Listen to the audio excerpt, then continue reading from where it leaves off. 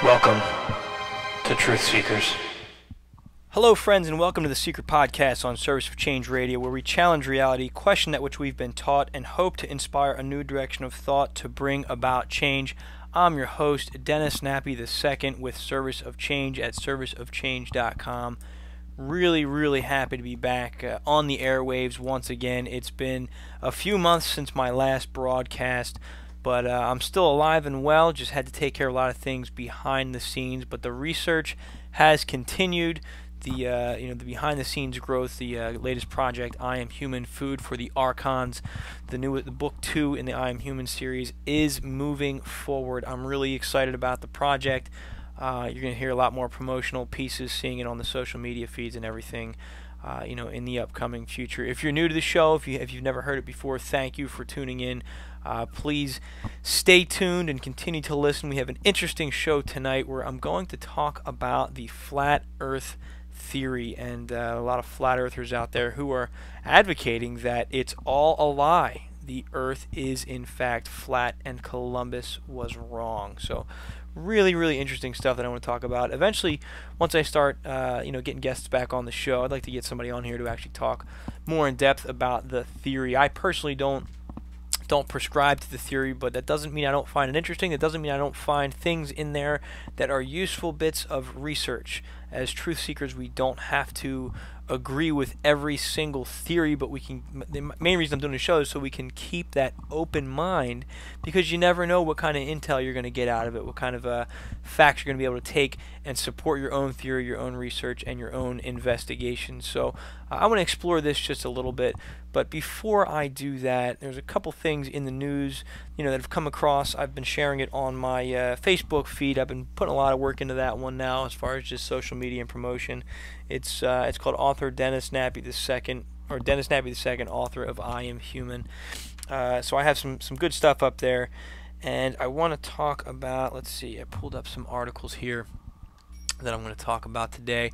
The one dated October 29th, 2015, just a few days ago. It says it's found on phys.org, phys.org. Astrophysicists find Jupiter likely bumped giant planet from the solar system. This really caught my attention because it ties into some of the ancient myths and ancient stories that support what a lot of people label as conspiracy theories. But if you've done your research into forbidden archaeology, our ancient history, things that have been kind of removed from the history books and not taught in school, this correlates with some of the myths that have come out with researchers like Michael Tsarion and Robert Morningsky, and I think even David Icke touches on some of this. Let me read a little bit of this article. Again, it's called phys.org, and this is going to be linked in the show notes on serviceofchange.com, linked with the Seiker Podcast edition of this program. But it says, it starts out, it's like something out of an interplanetary chess game. Astrophysicists at the University of Toronto have found that a close encounter with Jupiter about 4 billion years ago may have resulted in another planet's ejection from the solar system altogether. The existence of a fifth giant gas planet at the time of the solar system's formation, in addition to Jupiter, Saturn, Uranus, and Neptune that we know today, was first proposed in 2011.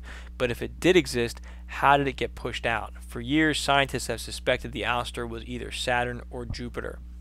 Our evidence points to Jupiter, said Ryan Cloutier, a PhD candidate in U of T's Department of Astronomy and Astrophysics, and lead author of a new study published in the Astrophysical Journal. Planet ejections occur as a result of a planetary encounter in which one of the objects accelerates so much that it breaks free from the massive gravitational pull of the sun. However, earlier studies which proposed the giant planets could possibly eject one another did not consider the effect such violent encounters would have on minor bodies such as the known moons of the giant planets and their orbits. So Cloutier and his colleagues turned their attention to moons and orbits, developing computer simulations based on the modern-day trajectories of Callisto and Iapetus, the regular moons orbiting around Jupiter and Saturn respectively. They then measured the likelihood of each one producing its current orbit in the event that a host planet was responsible for ejecting this hypothetical planet, an incident which would cause significant disturbance to each moon's original orbit. Ultimately found that Jupiter is capable of ejecting the fifth giant planet while retaining a moon with the orbit of Callisto, said Cloutier, who is a graduate fellow at the Center of Planetary Sciences at the University of Toronto in Scarborough. On the other hand, it would have been very difficult for Saturn to do so because Iapetus would have been excessively unsettled, resulting in an orbit that is difficult to reconcile with its current trajectory. So they looked at the moons to determine, is this possible based on what's going on with the moons? This is my limited understanding of this, but I want to tie this back into something. Even Zecharia Sitchin, I know some people have issues with his work, but he talks about the 12th planet. I think he's the one that called it Tiamat, but Robert Morningsky does a great lecture. I have it in our, if you go to our YouTube page, I have an ancient history playlist. Look for the talk by Robert Morningsky. I think it's like 4 hours long.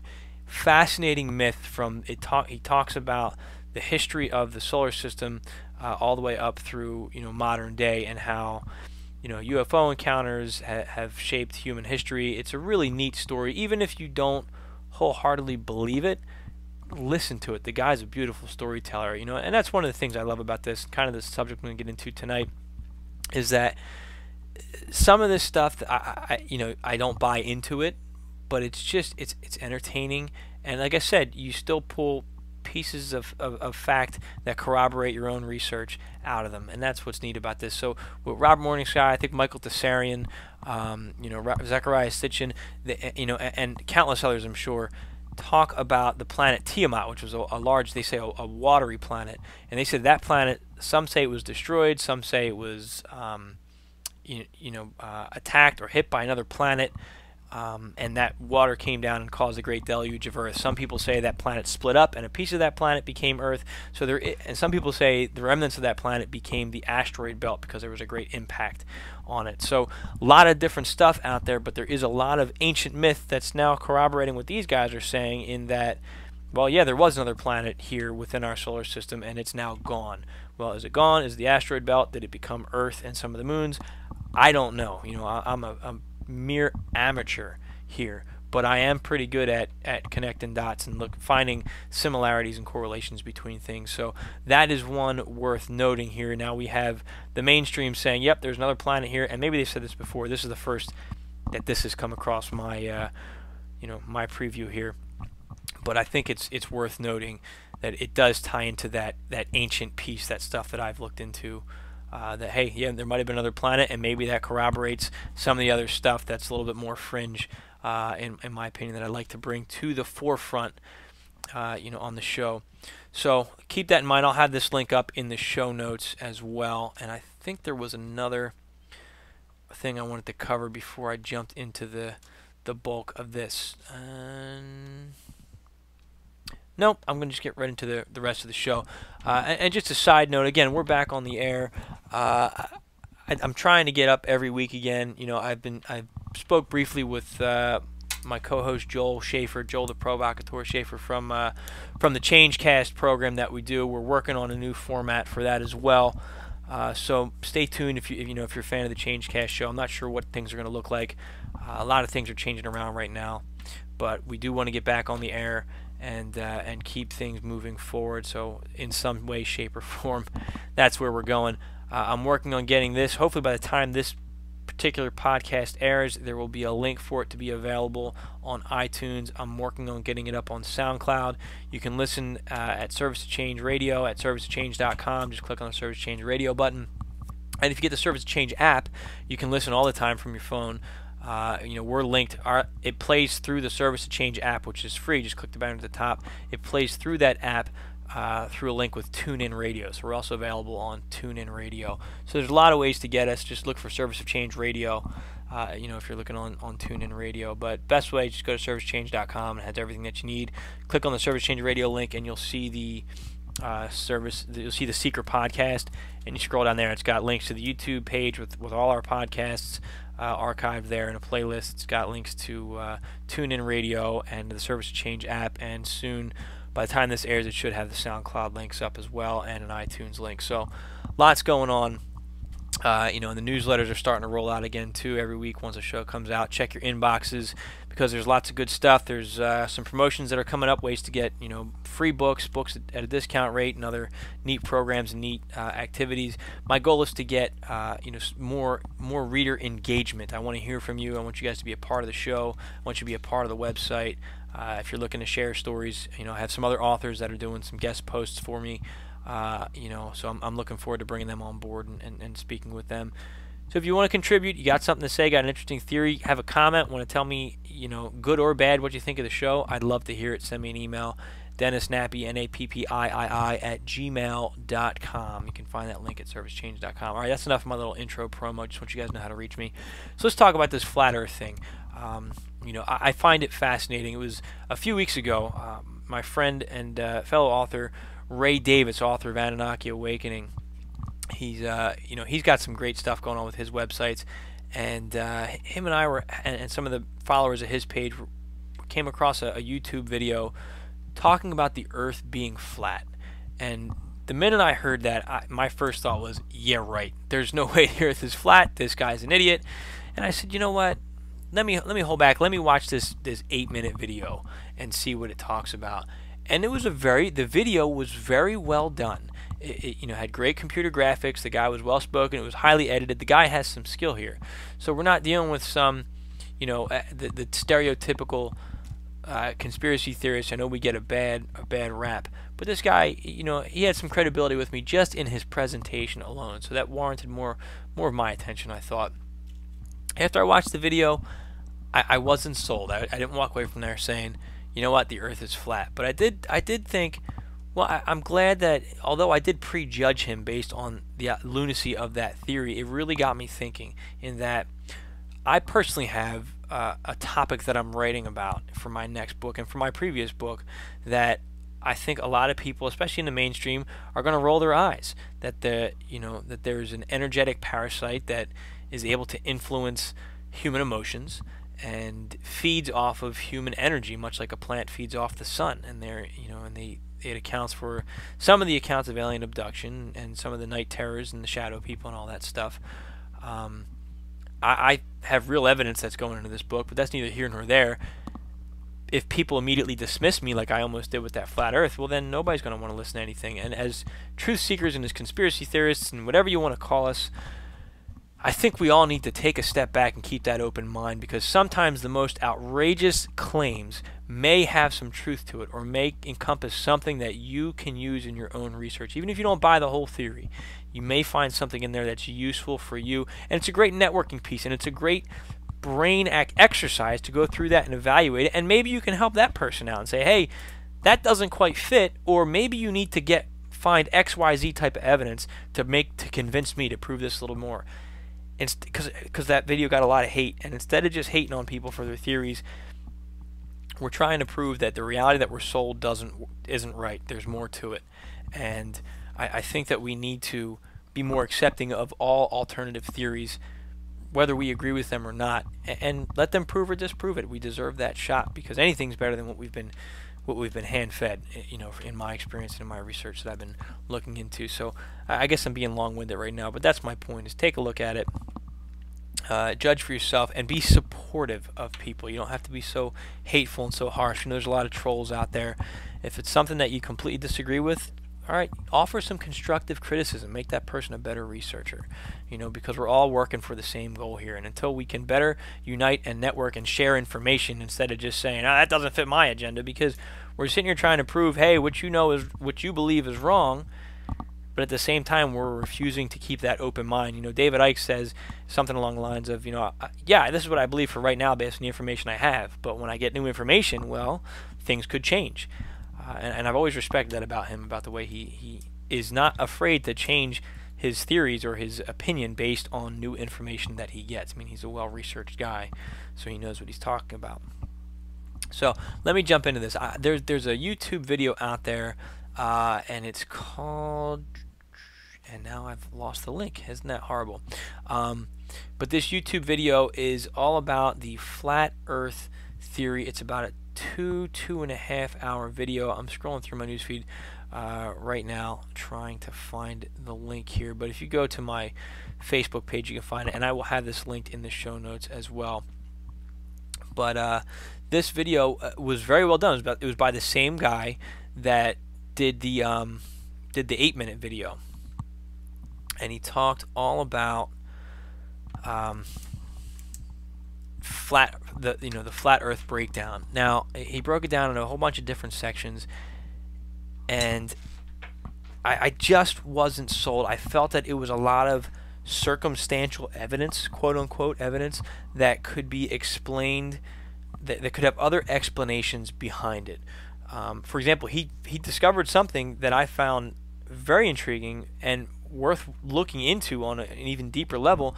He was trying to prove that in order to fly from point A to point B, rate times time equals distance. If we know the distance between, he was looking at one country in South America and a country, I think, a place in Australia, it should take X amount of miles, should take X amount of time flying at X speed. And he was saying that he could not find any direct flights from multiple different points. And he says that's because they bounce these planes around and have layovers, so nobody can easily do the math to say, wait a minute, that's not the correct distance. The world is flat. Again, really neat concept, really neat theory. I think there's something to it, and he backed up how he found, all this out and is able to track flights and stuff. And he goes, but then I did get one or two anomalies where occasionally I would find a direct flight, and that was really screwing with my theory. His theory, I'm paraphrasing, and what he said was, every single time, what he decided to do was, he was watching these planes. There's an internet app where you can go on and watch these planes as they travel across, as they traverse. And so he said he was watching these planes just fly from point A to point B, and he says as they started to cross the Atlantic Ocean, the plane would disappear. He would just completely go off the screen. It's supposed to be this open source, airline tracking system that's on the internet. And he says consistently this happened, and then about an hour or two before it was supposed to land, the plane would reappear right by its destination. And he says that happened all across the board for a specific type of flight flying over the Atlantic Ocean without a layover. That's a direct flight. He said he found this correlation. Now he's using that to say it's because the plane actually isn't flying in the direction that it claims to be flying, because if it was to take the actual route, and you'd see it on this map piece here that it's tracking through the GPS. That's what it was, using the GPS global positioning system. He said it would prove that the Earth is in fact flat. Now, I don't know, there might be other reasons. It could just be a glitch in the system. He says it was pretty consistent with every plane taking these specific flight paths, or it could mean something else. I don't know. I don't think that that's enough evidence to say, well, that means the Earth is flat and point A to point B is not the distance that we're told. But it's an interesting piece of information, and I'd be curious to really understand, why is that happening? What's going on here that's causing these planes to disappear? I think it's noteworthy, and my hat's off to him for finding that piece of evidence there. And then he talked a lot about Admiral Byrd, who in the late 40s, early 50s, he was like the real-life Indiana Jones. And the guy that behind this video said that as well. He explored all over the world. He was a Navy officer, trusted to just go everywhere, really. And he's the one that's credited with the Hollow Earth, discovering Hollow Earth. There's a lot of lore about him surrounding that. But he played a rare interview by Admiral Byrd talking about the discoveries in Antarctica. And what Admiral Byrd was saying was that nobody's been beyond the South Pole. He says, and again, this is back in, I want to say, the early 50s. But what Bird was saying was that they have discovered a landmass larger than the United States beyond the South Pole. And he said that it's filled with more resources, a vast amount of untapped resources. And he says there were a lot of countries that were interested in putting expeditions together to go down there and explore that and check that out. And he named Russia and the United States and a couple other countries down there. Now, again, he was using this as evidence that, well, he knows the Earth is flat and you can't go beyond the South Pole. And that's really where I start to get really skeptical about it, because to think about it, let's entertain it for a minute. If this is true, if the Earth is flat, imagine what kind of a cover-up you're talking about here. Now, I love a good conspiracy theory, but this would be the mother of all conspiracy theories, and for me, that's a bit much to swallow. But I got lost in the imagination of it for a while. It was a pretty neat thing to think about. But some things that correlated with that, he talked about the firmament, and he said he believed that Admiral Byrd actually made it to the edge of the Earth and encountered a barrier. And there's a lot of talk in this video. Again, it'll be in the show notes, the video, for you to check it out. But he talked about the firmament, and he said that in this firmament, it was basically a barrier that was impenetrable, that went completely encapsulated the flat Earth in a dome to keep us here as prisoners on this planet, so we can't escape, we can't get out. And so he said that the firmament was there, and he said the firmament is mentioned in the Bible, and that proves, again, he used it as more evidence to prove that the Earth in fact was flat. Again, I don't think that the Earth is flat. I have not been convinced, but he talked about it and was pretty adamant about this firmament being there. What caught my attention with the firmament when he brought that up is that Michael Tsarion, I believe, talks about this, and I think Robert Morningsky made mention of this, is that when they talk about, some call them the Anunnaki, some call them, this renegade force that was traveling through space pursuing what ultimately is either our creators or our ancestors, depending on what you prescribe to. They destroyed the planet Tiamat because they thought that's where these people seeking refuge were hiding. Tiamat exploded, like I talked about in the beginning of this podcast, with the Jupiter, getting rid of the planet, pushing that planet out of our solar system. Tiamat exploded, and the water from Tiamat came onto Earth, flooded the Earth, caused a great deluge that we read about in the Bible, and basically reset the clock of history for mankind. So I found that interesting.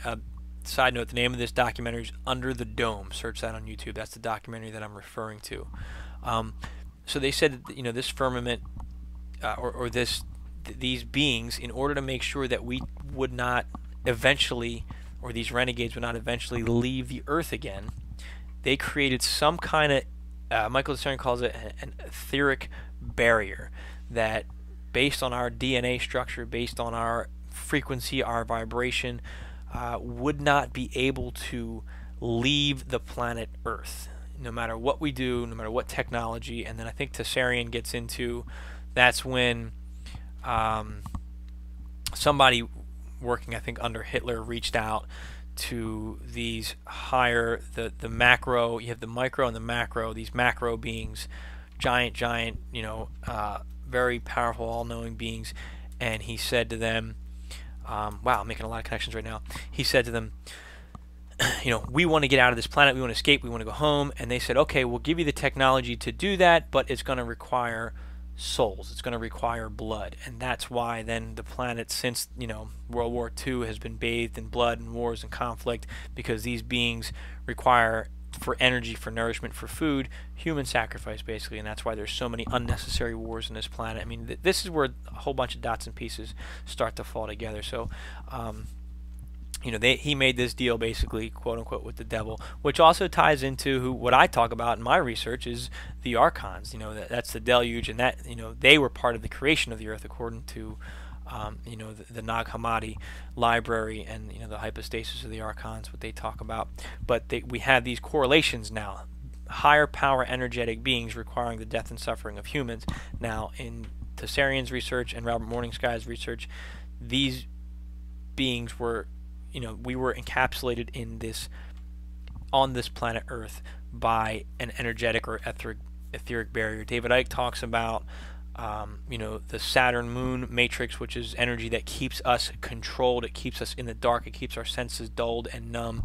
So there's a lot of different research that's coming about some type of energy that is somehow hindering or trapping mankind on this planet. So when this guy talked about the firmament and made connections, I did a little bit more research, and I went to just gotquestions.org, and this was a Google search, and it brought me here, and the question was, what is the firmament in the Bible? And it says here, according to Genesis 1:7, the firmament separated the water under the expanse from the water above it. Let me read that again.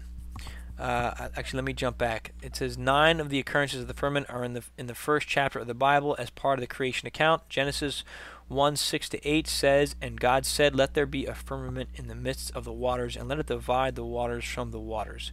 And God made the firmament and divided the waters which were under the firmament from the waters which were above the firmament, and it was so. And God called the firmament heaven. And the evening and the morning were the second day. The firmament is called heaven, i.e., it is what people see when they stand outside and look up.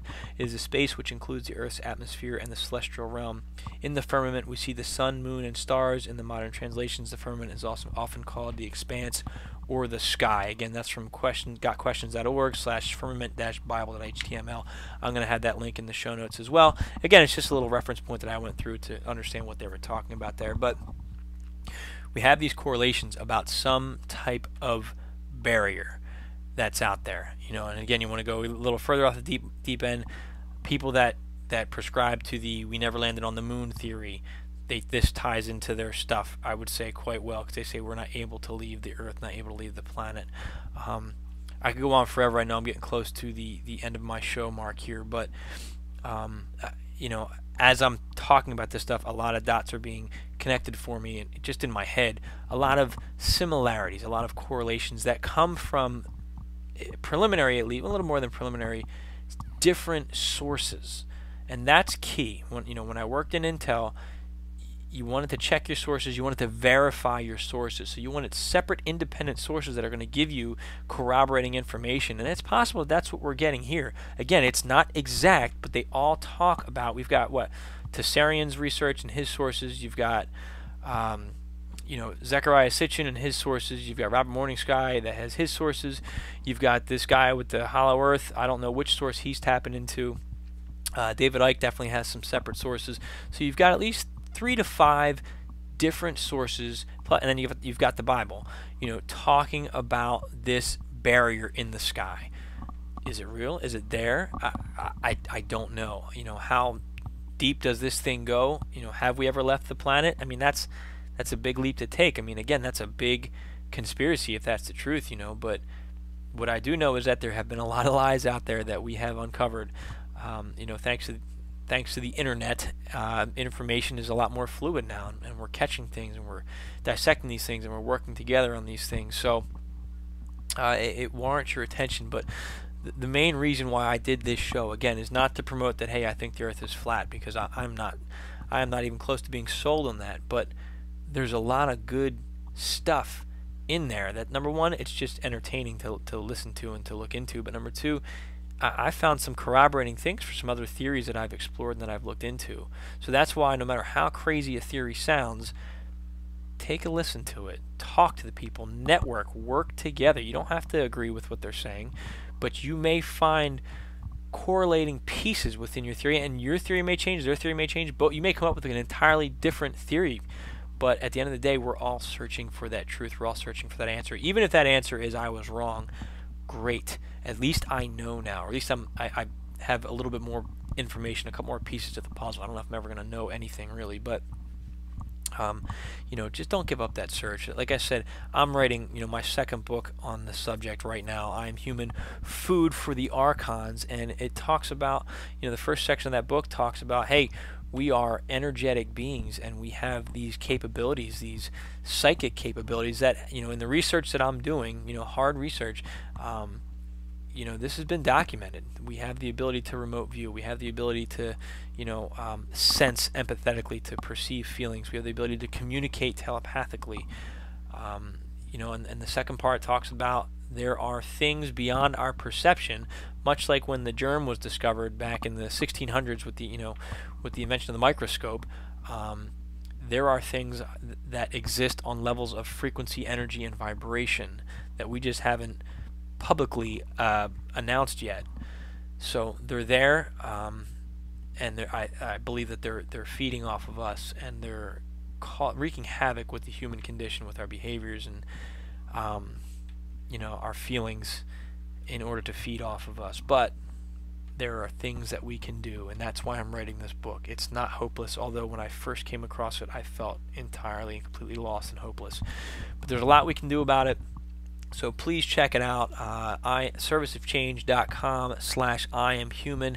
You can read a piece of the intro right there on that page, and then just pop in your email address, and you'll get a link, and you can read the book for free. I'm just trying to build a list of subscribers, because I like to interact with my readers, and I'm hoping to get some more discussion going. I'm trying to send a newsletter out every week.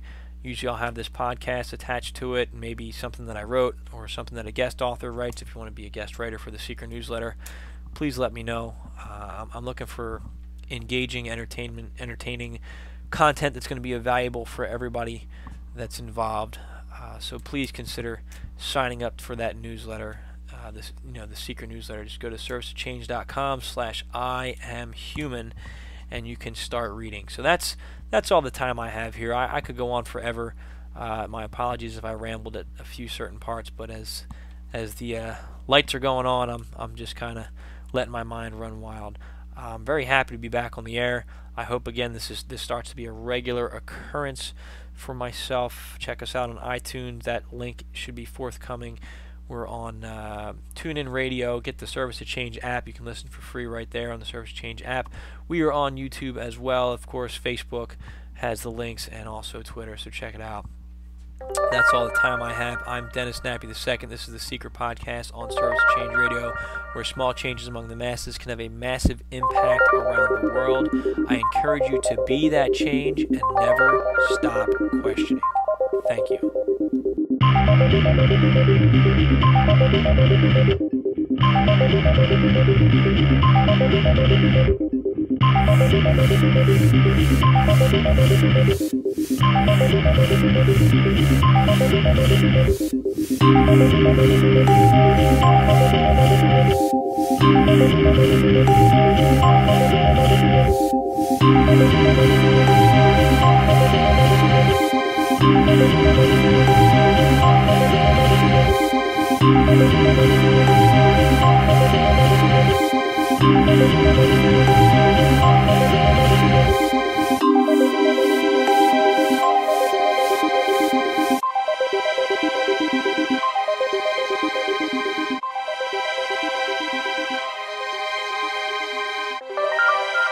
Welcome to Truth Seekers.